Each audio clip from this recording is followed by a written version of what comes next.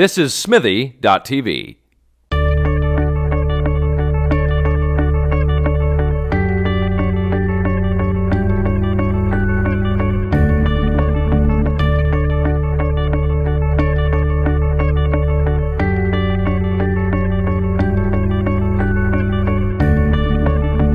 Hi, I'm Katie Ullman reporting for Katie Chats here at Smithy TV in downtown Toronto with actor-producer Oliver Ward.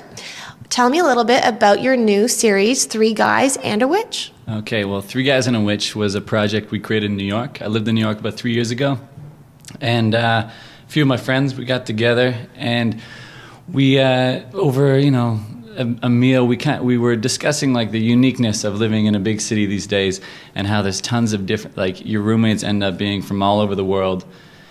And from that, we just started brainstorming about what could this, like if we were to make a project to celebrate and show off what this would be, where would that go? And very quickly it tumbled down, I think like the Alice in Wonderland hole, and it became this really bizarre project about an Australian, an American, and a Canadian who live in a house and their landlord happens to be a witch. And so to explain how that all happened, I'm not really sure, but that's the germ of the project. That's where it started. And what we ended up with was something not unlike Hangover mixed with a Scooby-Doo episode mixed with Rosemary's Baby. Yeah. How did you go about casting the project? The writers and creators, myself, Eden B. Lacey, and Clem McIntosh are each from those respective countries. And so we cast ourselves. The Witch went through multiple casting, and then we ended up casting my wife, Monica Novak. And then we tried, because we were so international already, we tried just pulling anyone we could from different national backgrounds, because our whole intent is for this to be a very international webisode, web series. And so to get backgrounds from all over the world would be really interesting, because we figure the web is so diverse that our casting should be diverse. Absolutely. Yeah. And you've been on the festival circuit. Yes. What has that experience been like so far? It's been very interesting, because our project is, I think, unlike anything I've really seen on the web before. Even though the web is, you can find anything out there. It's very absurd. It's very comedic, but also has serious elements. And for a web series, it's a big production. We had tons of background, tons of cast, lots of locations. So the reaction has been really good. People are very impressed what we brought together with a kind of a big idea and a small budget. Awesome. And you're also one of the masterminds behind the Blue Flame Collective. Yes. How did you and Everett come up with that idea?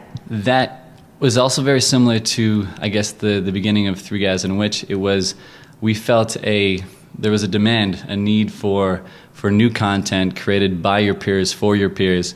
And Everett and I looked at what we saw was an incredible creative hub in Toronto that possibly lacked a little bit of maybe ingenuity and leadership on the small scale. And so that's what we provided. We just linked up all our most talented friends, got them all in a room together, pitched them a few ideas, and then from that sprung a lot of work, a lot of very good work that's gone to a lot of festivals, gotten a lot of people a leg up in their careers, and it's continuing now. It's just growing and growing. So you produced 14 films 14. Last year. Yeah. Do you have a headache, or are you tired? I am very tired. Yeah, and I was engaged at the same time, so it was a huge mess. But I think when you're busy, some people are just always busy. I imagine yourself, you're always busy, and people who work that hard, you just figure out a way to handle it. You just juggle it. I mean, so I am tired, but I can't stop. It's like you get to a place where it's just more and more and more. I think you get an appetite for it. And what types of projects are you currently developing with the Blue Flame? Yeah, so we're very proud that this year we're launching. Last year was much more just about creating quality content and showcasing Toronto actors the way they want to be seen. And this year we're very much about the underdogs, because we feel like the underdogs. So we're celebrating the city of Toronto, which is an underdog, and I think the as far as having a city with cinematic language. New York City has its essence, Chicago has its essence, London, Tokyo, and we think that Toronto should have an essence as far as being another character in film, and that's all being supported by what we think the city really is, which is an incredibly diverse, multicultural city. It's its own global village, and so that's what we're trying to capture this year. We put out the challenge to all our filmmakers and actors and creative partners to say, depict Toronto as it truly is.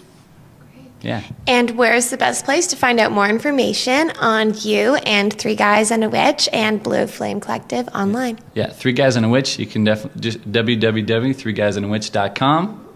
Blue Flame Collective, same thing, blueflamecollective.com. You can find out information about the upcoming projects, what's going on with Three Guys and a Witch currently, and there's lots of information, cast bios, and things like that. Yeah. Thank you so much. Congratulations, and best of luck with all of your upcoming projects. Thank you, Katie. Thank you. I'm Katie Ullman reporting for Katie Chats here at Smithy TV in downtown Toronto.